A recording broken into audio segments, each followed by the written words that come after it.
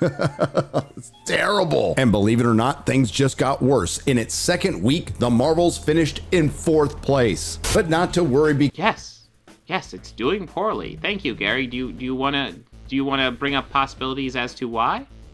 because at least for the time being, the MCU isn't going anywhere. It's just been massively delayed. Sure, Echo is just a... You know what's frustrating, and this drives me nuts about Gary, and this is why he's one of the more popular ones. Critical Drinker does this too.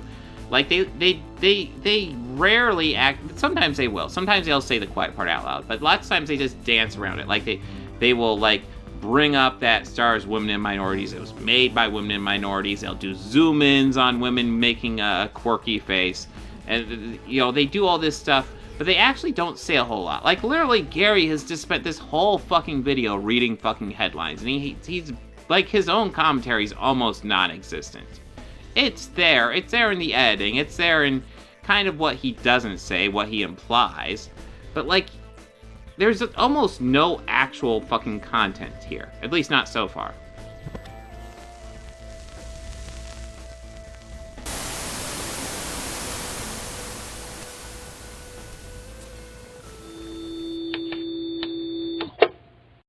But anyways, for the last video today, we will go ahead and cover Nerdrotic, because he did a video about the Marvels. The Marvels' failure is a massive culture war win. You know, just like how, apparently South Park was a culture war win. The video the episode that called you guys racist was a culture war win. At first, they were just dreams. But now I feel like I'm actually changing. Why would I be having visions that I'm a diverse woman? Because you're a fat, racist piece of shit? Sure. But, yeah, we'll go ahead and dive here. Bomb! We have a sold-out show, and I'm about to surprise the fans. I hope they recognize me. Hi! I'm Bree. I'm that one in the center. I'm so excited to be here. I'm so excited to... Oh, you see? He cut Brie Larson in front of a full theater to a one guy, because it's funny. No, she just said it was a sold-out show. And I'm sure for early premieres it is absolutely sold out. Absolutely. Welcome you all. You look so beautiful and cozy. What has all of this coalescing been like for you? It's been a lot. Whoa, like, there's just so much to unpack already.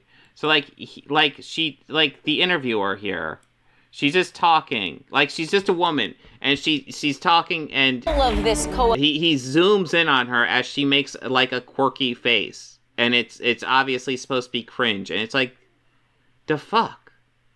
It's so weird. coalescing been like for you? Yeah, it's just her making a quirky face, and, like, doing a little laugh, probably, like a little nervous laugh, and it's so weird. Been a lot. Hi!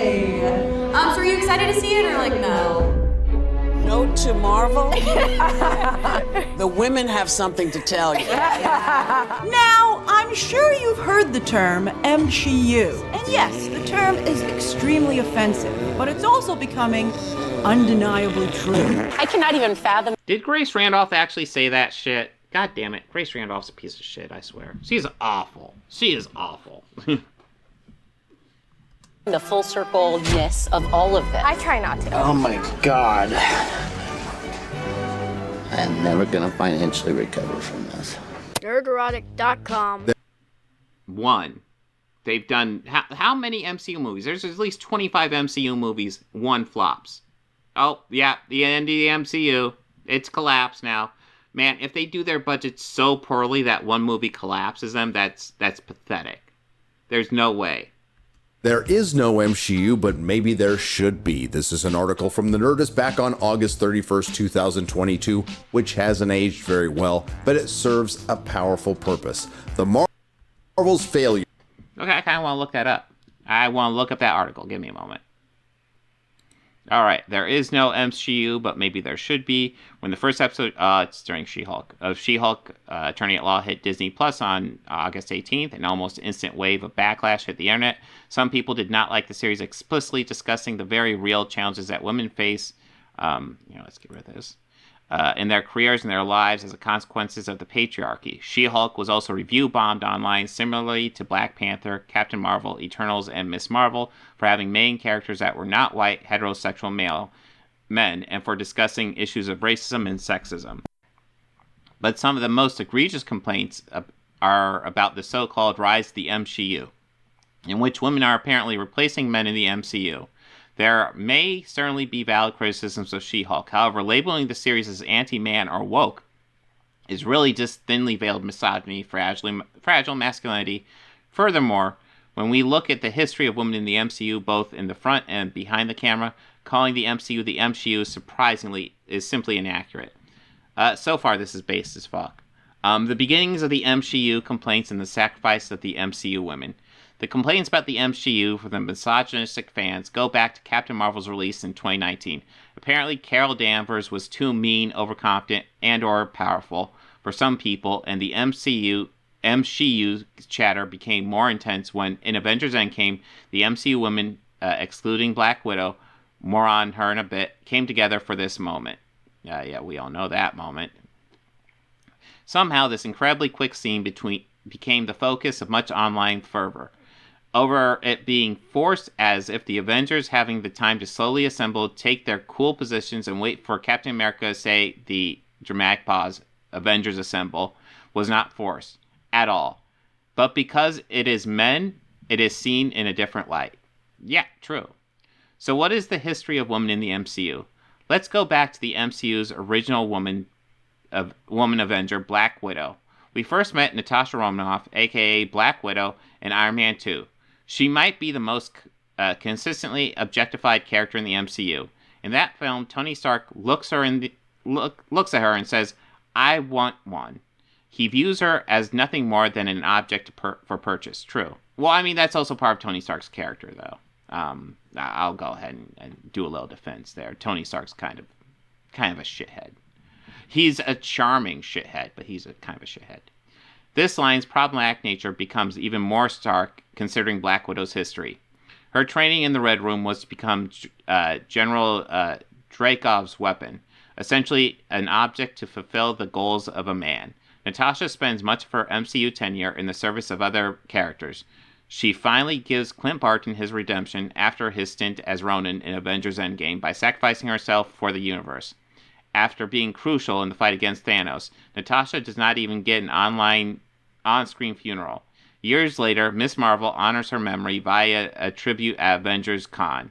And unlike her fellow Avengers, who had their own lineup of solo films, Natasha only got one posthumous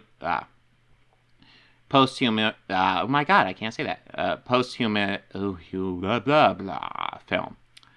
Yeah, post-humanist. Fuck, why can't I? Okay.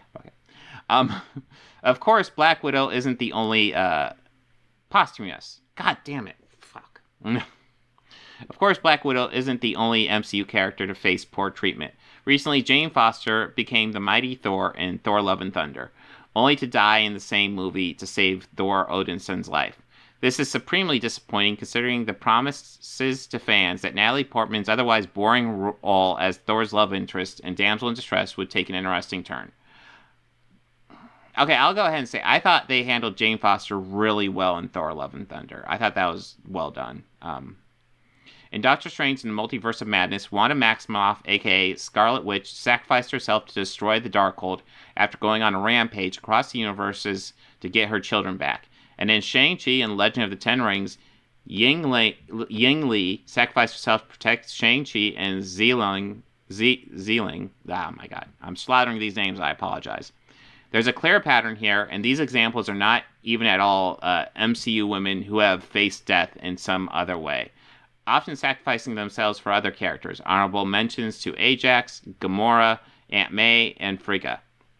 Yeah, so far, this is part of the article that I feel this argument needs more nuance. So this is them talking about fridging characters. And if you don't know about fridging, I don't know the exact issue, but there was an issue of Green Lantern where he finds, I believe it's his girlfriend in the fridge dead. It's a weird scene. And the idea is that lots of women characters will essentially die in these. It's a common trope for women to die, especially love interest. But I think the premise of killing off a supporting character is actually fairly common. I mean, I guess Romeo and Juliet both die, but before they die, Romeo's best friend dies. Killing a supporting character for dramatic effect is a very common tool. And what you're noticing with fridging is, and why women frequently suffer that, is because frequently men are the leads in these movies. And because men are frequently the leads in these movies, it means frequently the main supporting secondary character, love interest even, will be a woman, and for most dramatic effect, you kill off that character. So the issue is less that is happening, and more that we have way too many movies where it's the man who's the lead, and kind of positioning the woman to be the supporting character to suffer that fate. So yeah, it's a trope where that happens, and kind of how I think the best way to address it is not to necessarily stop it, but to have more movies where essentially, and obviously you do it well, but do it where, you have a woman supporting lead, and the man, the supporting man behind her dies to motivate her.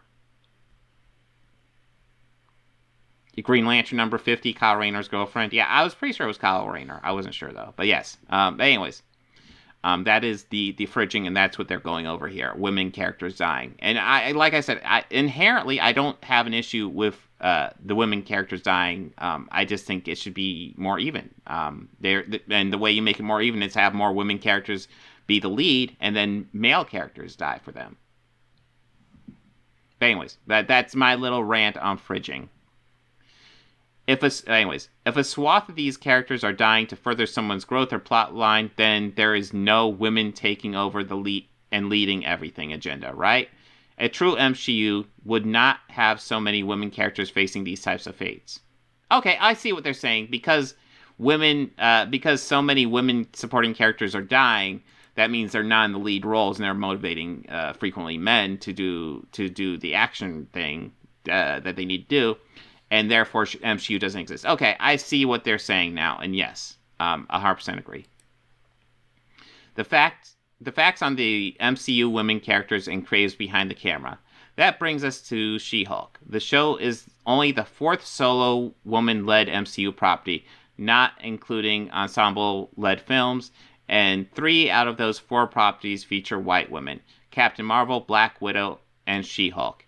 In June 2022, Ms. Marvel became the first MCU project, series, or film to be led by a woman of color. It also marks the first time that a woman of color, Buechler, helmed a show in the MCU. That milestone comes 14 years after the release of Iron Man. At this point, Marvel Studios has 36 projects, so it is in fact not an MCU takeover. Yeah. So far this article is based as fuck. Okay. And when it comes to behind the scenes, only a handful of women are directing these stories, 10 to be exact, with only 3 women of color. Chloe Zhao, Eternals, by the way, Chloe Zhao's directed the hell out of Eternals. She did a good job. Charmine Obi-Chinoy, Miss Marvel, and Marine, God, I'm slaughtering names, I apologize. Marina Menon, Miss Marvel. Next will be Nia DaCosta, a black woman directing the Marvels, coming out in theaters, that got delayed, November 10th, 2023. In comparison, all 11 films in Phase 1 and 2 of the MCU had white men directing and writing. The women-led series of the future still don't equal an MCU. Phase 5 promises a few women-led series and films, including Ironheart, Echo, Agatha, Coven of Chaos, and The Marvels. Notably, many of these MCU projects featuring women of color in the lead roles, not in ensembles, are not theatrical releases, although Black Panther Wakanda Forever may be the first, depending on who takes up the Black Panther mantle. And of course, Phase 5 and beyond has no shortage of films and shows with male leading characters. There have certainly been improvements to women's portrayal in the MCU. However, there is still significant gap to overcome with some marginalized characters in their portrayals. A recent example of this was America Chavez. In the comics, she's Afro-Latino and a lesbian. While her ethnic identity is never known, a Puerto Rican family adopts her. The casting of Miss Gomez, I'm not going to get that name right at all, a Mexican-American actress as Chavez in Doctor Strange and Multiverse of Madness, did raise concerns, with many fans hoping for an Afro-Latino actress of Puerto Rican descent. But an even bigger problem was the film's reduction of America Chavez to mostly a helpless girl with no control over her powers. The spunky, bold America Chavez of the comic books did not fully come to fruition on screen despite Gomez's endearing performance. Well, that was kind of her arc. She did that towards the end. That's kind of missing the point of her arc. There is also a rather perplexing journey that Kamala Khan, Miss Marvel, went on, believing she was a djinn, veering into Orientalism trope territory of associating Muslims with mysticism.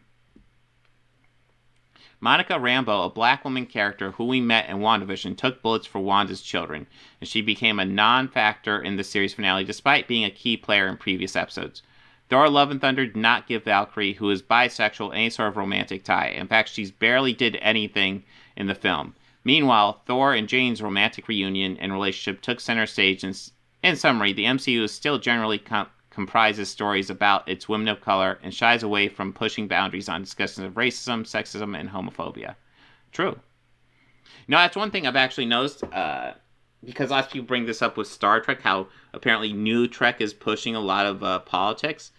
I hate to point it out to people who think new Trek pushes politics. Old Trek pushes politics much more actively and much more obviously. Like they're in your face with the politics in old Trek. The only difference between new Trek and old Trek really is that women and minorities are seen more prominently in new Trek. That's the biggest difference. Anyways, the bottom line of the MCU chatter. When the MCU does address real-world issues that affect women, like it does in She-Hulk, the MCU crew gets upset without a valid reason. Jen Walters' minute-long explanation that, as a woman, she regularly faces misogyny in the workplace and in her life in general, so she knows how to control her emotions, became the center of backlash from those who see it as an attack on their own toxic masculinity. How dare a woman lead a show and speak candidly on her experiences that many women agree with? This discussion of challenges women regularly face as a result of the patriarchal world we live in was long overdue in the universe, where women characters are either on the sideline and or face ridiculous sexualization. The real discomfort isn't from women taking over the MCU, it's from women existing and having significant space on screen to tell their stories. If there are any complaints being made about women in the MCU, it is that there are too few who do not ultimately end up serving the male character's storyline, being sidelined in favor of white characters, specifically women of color, and or suffer from poor development and writing. There isn't an MCU, but to balance out the history of the MCU's mishandling of women characters, perhaps there should be one. I pretty much agree. I mean, I have some minor critiques of that, but overall, I'm kind of on board with that. Seems fine to me. Gary, you do you want to go over that article? Are you just going to bring it up? I did that huge thing to go into that article, so you better talk about it, dude. Here is a massive win in the culture war for you and me, and we will get to that. But first, I'd like to welcome the almost 900,000 Awakening Wonders out there, lovers of all things good, dislikers of all things bad, and the 40% who haven't subscribed yet. Because as sure as the sun is... That's something Gary's really good at, and I'm really bad at. So I'll go ahead and take this as a reminder. Guys, hit that like button. Make sure to if you're in the chat right now, go ahead and be in the chat. If you're watching this after I cut it into a video, make sure to leave a comment. Or if you're one of my hate watchers, if you just watched some Nerdrotic, some Critical Drinker, and you thought, oh, I need to get enraged right now, watch some organized chaos, give me a dislike, give me a hate comment. I'm here for it. I will take the algorithm boost. Gonna rise in the east and set in the west, as sure as the Rings of Power Season 2 is gonna be a massive failure, as sure as Disney's gonna put a chicken in and make a living.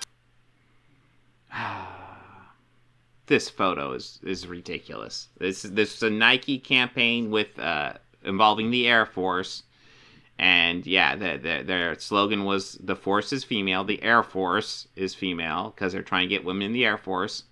And Kathleen Kennedy was there, and they're like, "Hey, why don't you wear this shirt? It would be funny because Star Wars and the Force." So they got her to wear the shirt, and now fucking misogynists around the world just got like 1 billion fucking thumbnails from it.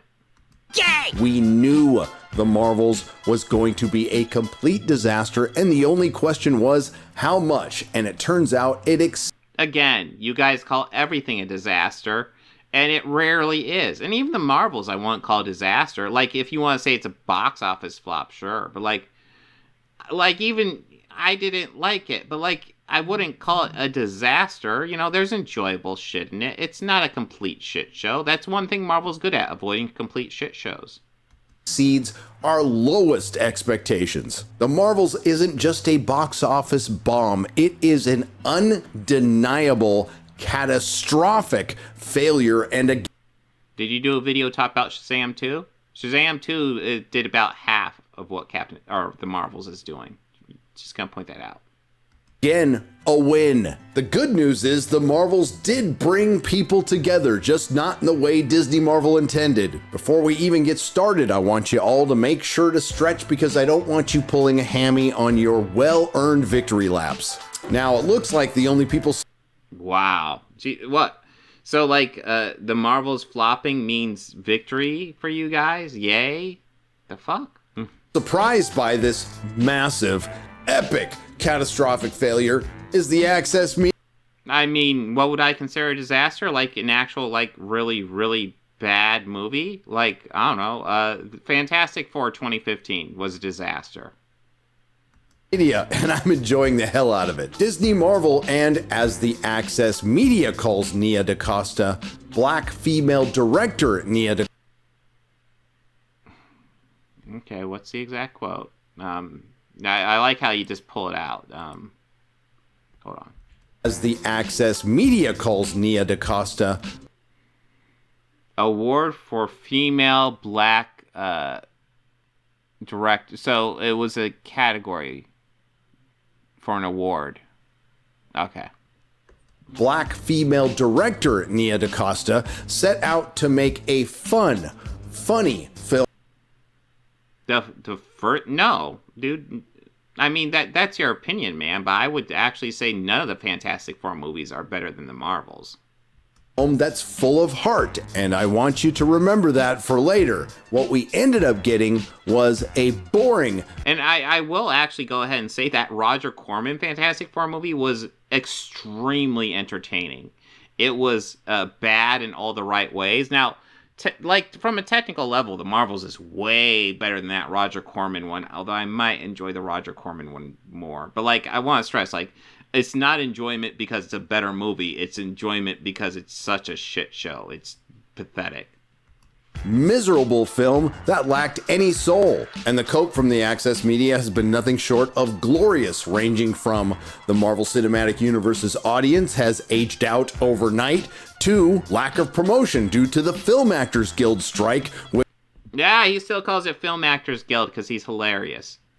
Which, in my opinion, has helped the film instead of having...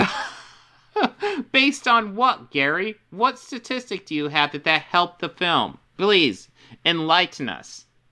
A $46 million opening weekend. If Brie Larson was out there, it probably would have had a $30 million opening weekend. Is that like...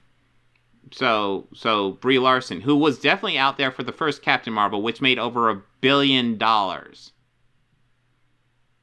So what's your argument? Like, even though you guys like to fucking pick over every, like, minor thing she does wrong, she was out promoting the first Captain Marvel, and it made over $1 billion.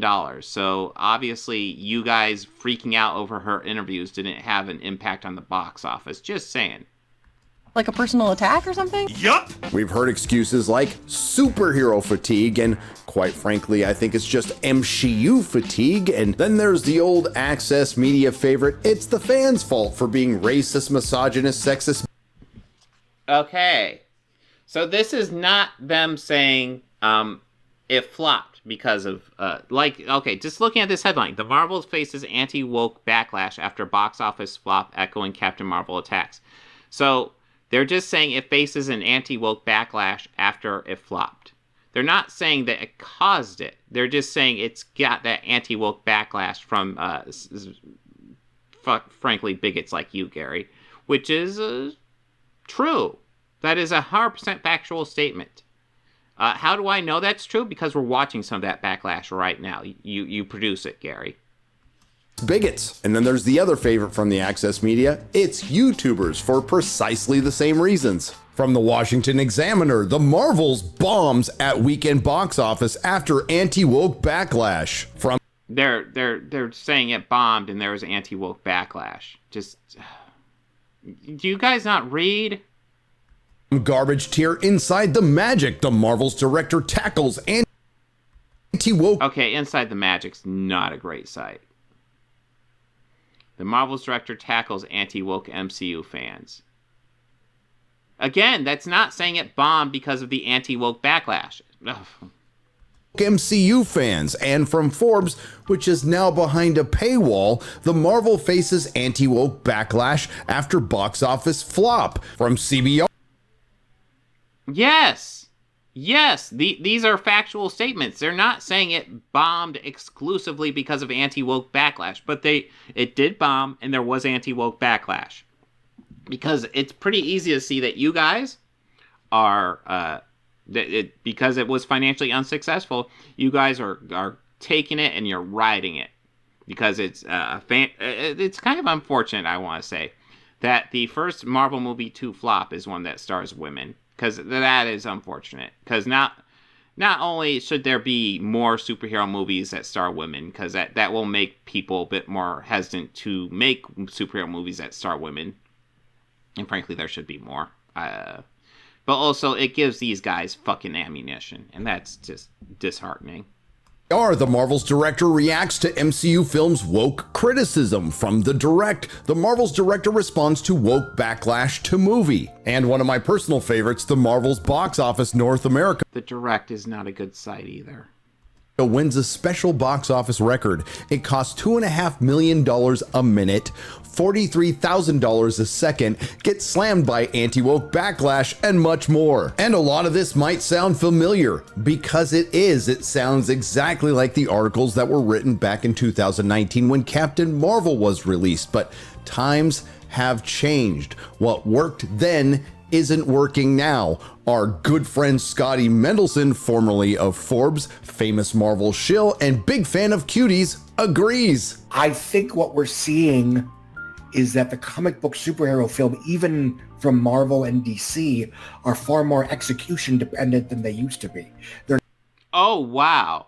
He's saying they should focus on making better movies. What a bold fucking take. Not getting arguably the free pass that they got from 2016 to 2019. Now, I'm not so sure DC was getting a free pass, but I appreciate your honesty, Scotty, by admitting that Disney Marvel was getting a free pass. And again, it looks like that. Yeah, exactly, Walter Gromit fan. I'll go ahead and restate your point here because this is going to be a separate video when I cut it out. But, box office does not dictate quality of movie. That free pass has expired and it's been great. And I could read these headlines all day. And as a matter of fact, I have been from the famous But you haven't been reading articles, have you? You've just been reading headlines. Cool. Right outlet, The Hollywood Reporter. Box office bomb. The Marvels opening to 47 to 52 million. We now know it was 46 million in new low for Marvel Studios. From Whoa, wait. I'm pretty sure he misrepresented that headline. So, box office bomb. The Marvel opens to 47 million in new low for Marvel Studios. The sequel also faltered overseas, where it debuted to 63.3 million for a global start of 110 million, compared to nearly 190 million for Captain Marvel. So, okay, that's what it says, which is accurate. The only thing that's a little bit off is that it actually debuted to 111 million over worldwide. The Marvels opening to 47 to 52 million. We now know it was 46 million in. Wait, we know it was 46 million? Okay, let's double check that. Hold on. I heard 47 million a lot. Maybe I'm out of date. I mean, 1 million doesn't mean that much in the grand scale of things. So let's double check. I'll be blunt. I think he's probably correct on that one, but okay, yeah. Opening weekend was 46 million. Okay. It still worldwide got 111. So, do you want to update that number, Gary? New low for Marvel Studios. From Variety box office, the Marvel misfires with, we now know, 46 million, lowest MCU opening weekend of all time. After the Marvels bombs at the box office, what's next for the MCU? Well, this is Gary reading headlines. We're 5 minutes in and he's so far just read headlines. Like, he hasn't even really added a narrative, really. He's just reading fucking headlines at this point. And we're almost halfway through the goddamn video. I guess the question would be, what's next for the MCU? And we'll get to that. The Marvels meltdown. Disney's MCU seeing lowest box office opening ever at, we now know, 46 million. What went wrong? I like it. He feels the need to correct the domestic box office, but not the worldwide box office. It's interesting. Aside from the fact that they spent well over $250 million on this film and then released it, it turns out that the film made by diverse women, starring diverse women for women, wasn't watched by any women. I mean, wow. So, like, you feel the need to highlight that? You think that's significant to the box office that was made by women and minorities and starred women and minorities? You think that's worth bringing up when talking about the box office? Because I wouldn't, because it's not. Fun fact: women and minorities are capable of making movies just as good as white men. I know it might blow your mind, Gary, but it's a simple fact. Could things possibly get any worse for the Marvels, Kevin Feige, and the MCU? Ancient astronaut theorists say yes. From Screen Rant, the Marvels collapses at the box office with record-breaking second weekend. Oh my God, is he just going to be reading headlines? Jesus. And drop that's worse than Morbius. The new Marvel Cinematic Universe outing, The Marvels, has the worst second week drop of any. So I'll just go ahead and say this. As much as I'm not thrilled with The Marvels, I did not like it. Fucking miles better than fucking Morbius. Holy shit.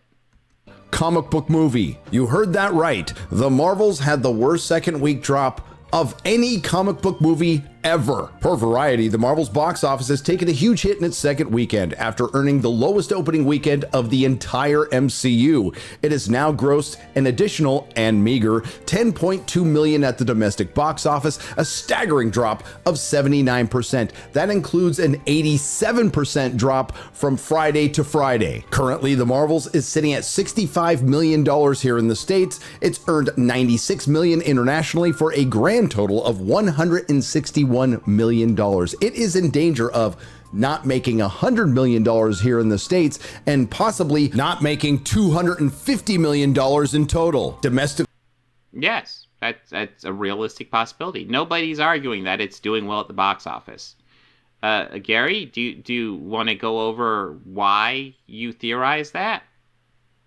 It did $2.8 million on Friday, $4.4 million on Saturday, and $3 million on Sunday. And if you look at that per theater total, on Friday it was $695 per theater, $1,092 on Saturday, and $744 per theater on Sunday. It's terrible. And believe it or not, things just got worse. In its second week, the Marvels finished in 4th place. But not to worry. Yes, it's doing poorly. Thank you, Gary. Do you want to bring up possibilities as to why?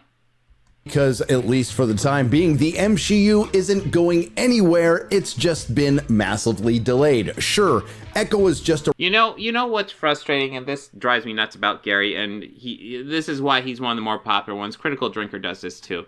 Like, they rarely act... Sometimes they will. Sometimes they'll say the quiet part out loud. But lots of times they just dance around it. Like, they will, like, bring up that stars women and minorities. It was made by women and minorities. They'll do zoom-ins on women making a quirky face.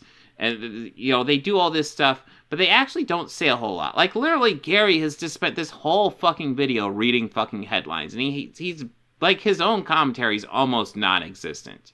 It's there. It's there in the editing. It's there in kind of what he doesn't say, what he implies. But, like, there's almost no actual fucking content here. At least not so far.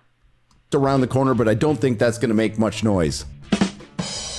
That's true. I actually don't think Echo is going to be a huge hit. I hope it is. I hope it's actually really good. That trailer looked really good. I'm excited to see the first TV MA project in the MCU. Well, in the I guess this is proper MCU. I guess before we had Daredevil and Jessica Jones. But you know what? I hope they keep those canon, because those were good shows. Sometime in 2025 or 2026, we're going to get the Agatha Harkness series in Ironheart. On the movie front, the Captain America sequel without Captain America has been delayed because it's being completely reshot and replaced with the savior of Marvel. Have they shot much of it?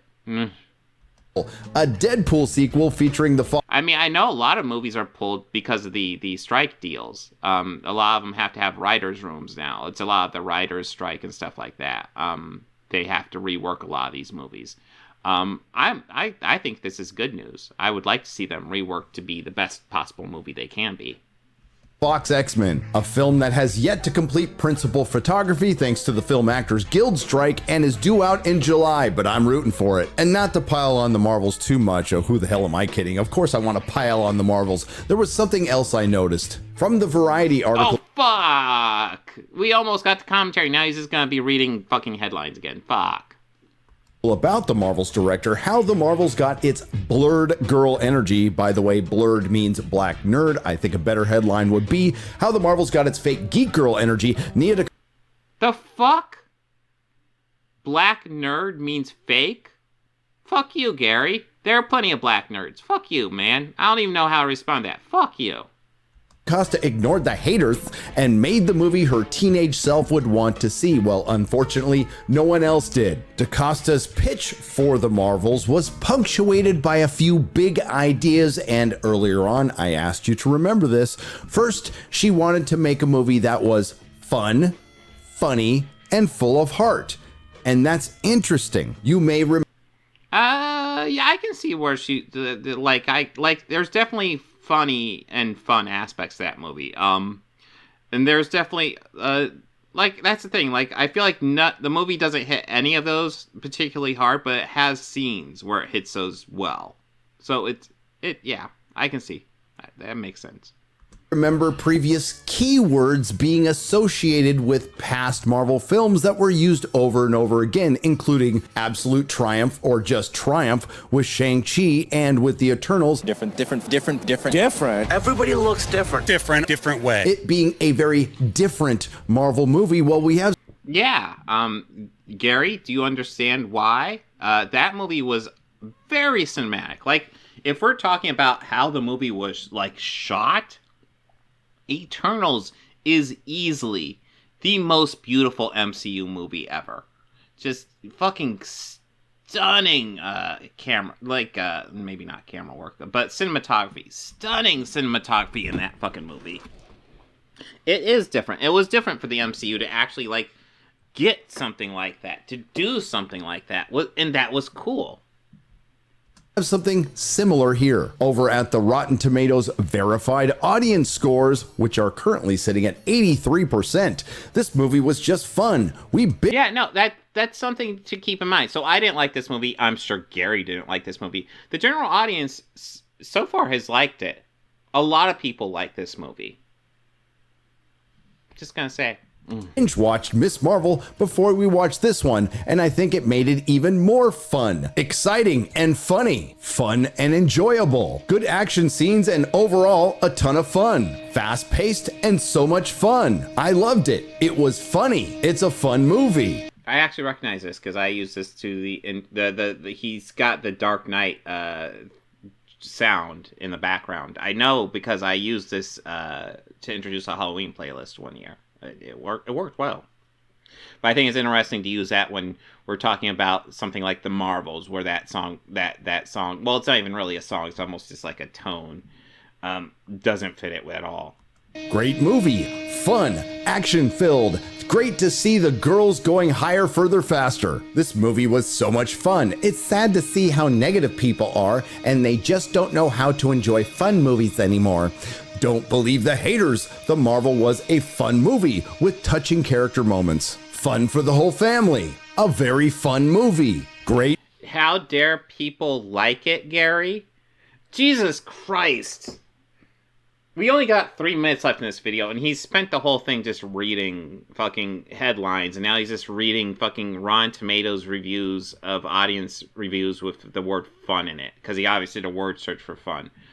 This is your video. My God, this is lazy. Fun. Funny movie. It was a fun movie. Fun movie. Great fight scenes. Short and fun. Fun and entertaining. Well, hey, if you don't want to see people talk about how fun the movie is, maybe don't go into the audience reviews and do a word search for the word fun. Just an idea. I mean, you could have at least, format it so you got rid of the fucking highlight from the word search. You obviously word searched the word fun, and then you're like, oh, how dare everybody call it fun. Yeah, you fucking looked for it, you dipshit. And that was just a sample. It goes on and on. Now, that is what I call review bombing, but I'm sure it's a total coincidence. This never was. Well, you won't. That's not actually review bombing. Review bombing is giving a negative review. Well, yeah, I would say, I guess you could review bomb something positive, but typically done in negative.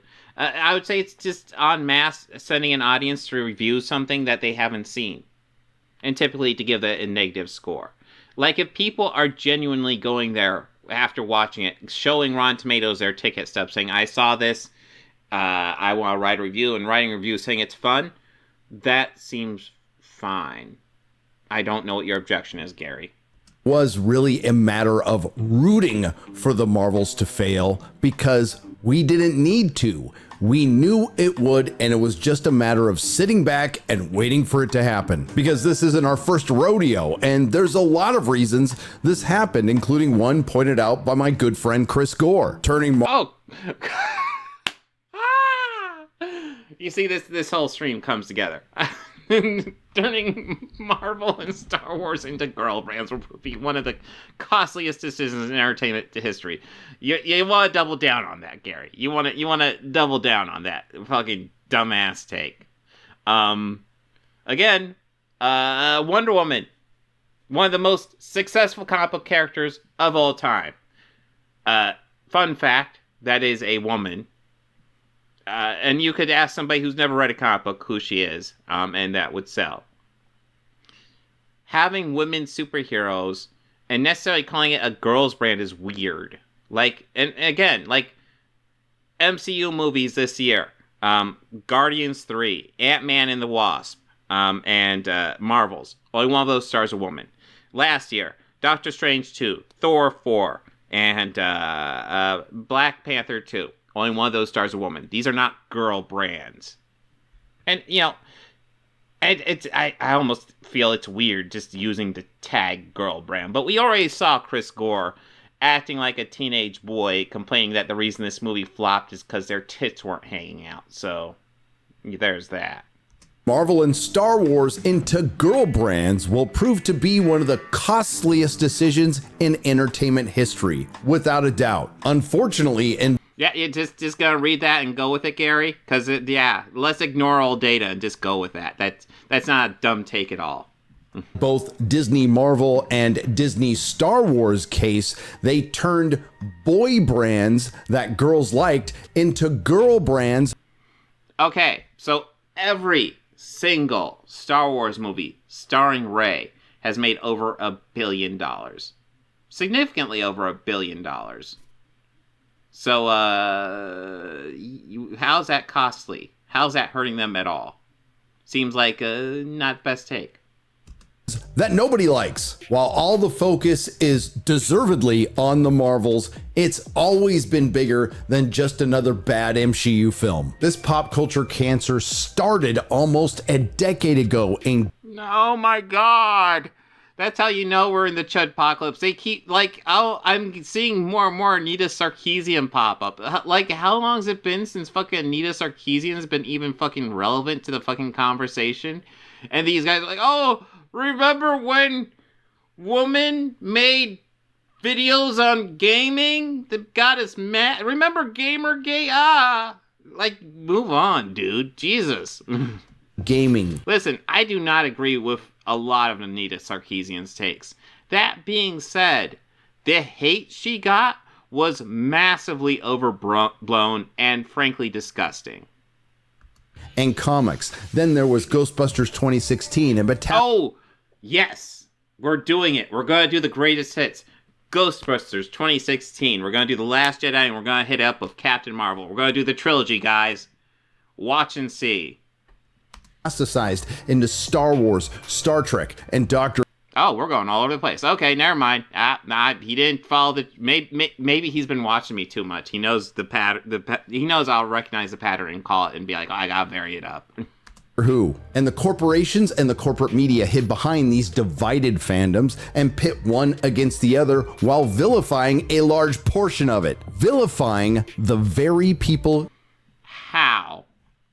The only people they've actually vilified, I've seen, have been the misogynist and racist. So they vilified you, Gary. But, like, people, like men in general, they haven't vilified. At all. In fact, men are still largely running these things. And if you cannot handle the fact that women and minorities occasionally star in one of your comic book properties, or direct or write one of your comic book properties, then you, my good sir, are a fragile snowflake, and you need to grow the fuck up. You rely on the fan, the paying customer, poisoning and dividing fandoms that had gotten along in some cases for decades prior to that. Then it led to a full-blown fan revolt with the Rings of Power. Again, I would love to see streaming numbers for Rings of Power, but given how much you guys talked about it, and what we know of the numbers, it was actually a huge hit. And if you actually watched it, you actually knew it started wonky, and then the last 3 episodes were fucking fire. When the Tolkien fandom soundly defeated $1 trillion... No. Number one, you talk about soundly defeated Amazon. No, you didn't. You didn't remotely touch Amazon. Rings of Power got lots. They got lots of press. They got lots of publicity. A lot from you guys not talking about it. I had no intention of covering it until you guys wouldn't shut up about it. Just saying. And I thought it was totally a decent series. Pretty solid. So, and then like you bring down this Amazon source. How have you brought down Amazon? And as far as like the fans that you're talking about misogynist bigots. You're not talking about actual fans. $1 company in Amazon. And here we are a year later, and just in the last couple of months, we've seen Ahsoka fail on the Disney. Do we know Ahsoka failed? What numbers do you have that Ahsoka failed? Number one, I wouldn't even call it a failure because I thought it was a great fucking series. I thought behind Andor, I thought was my second favorite of the Star Wars Disney Plus series. I thought it was awesome.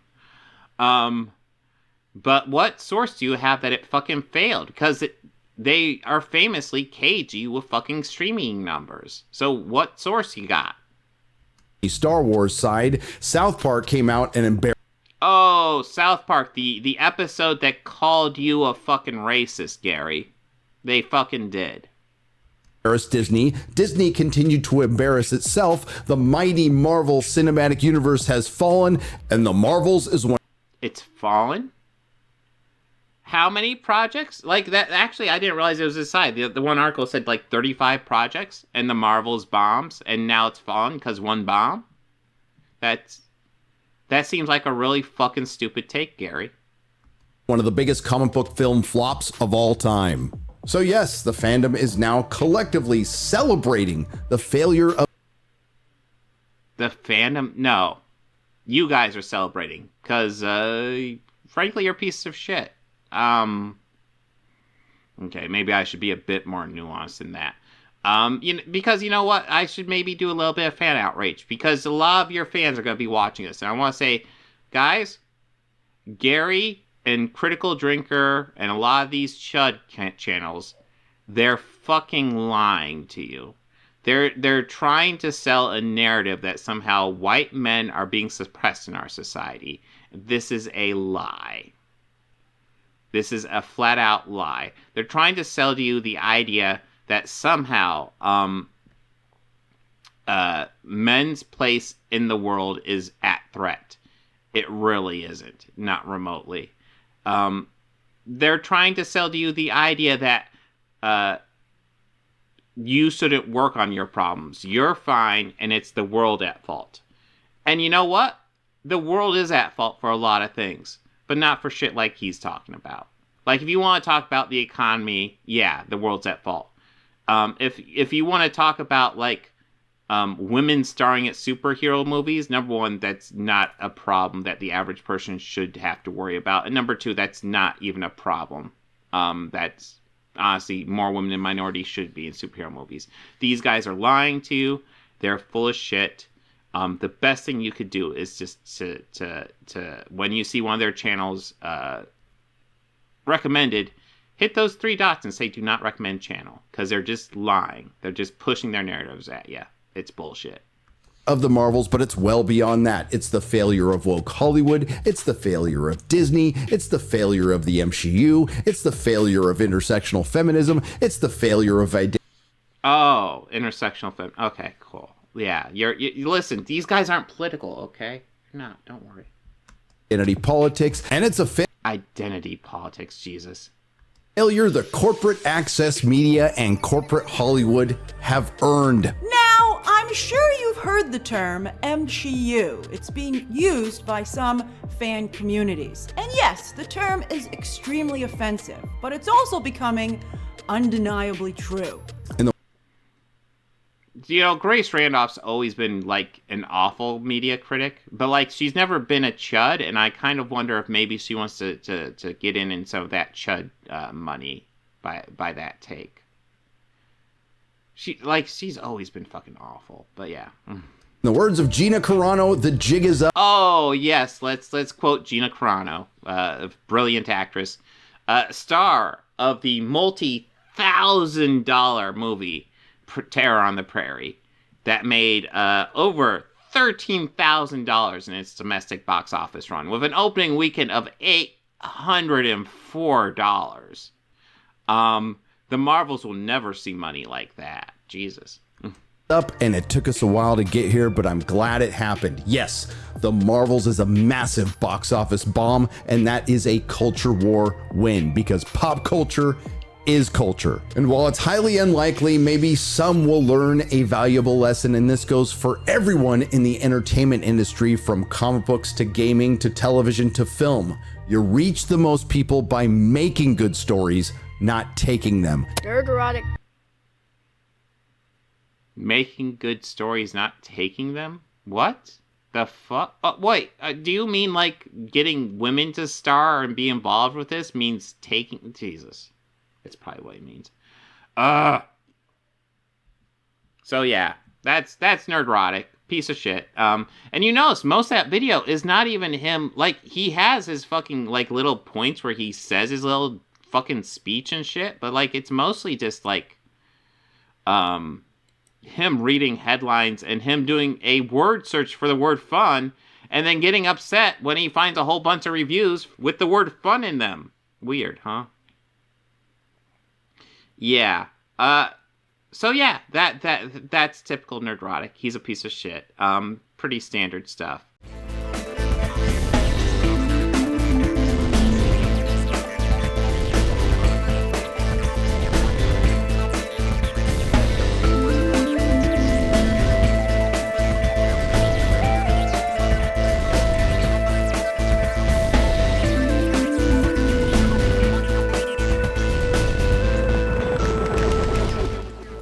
Books, records, films, these things matter.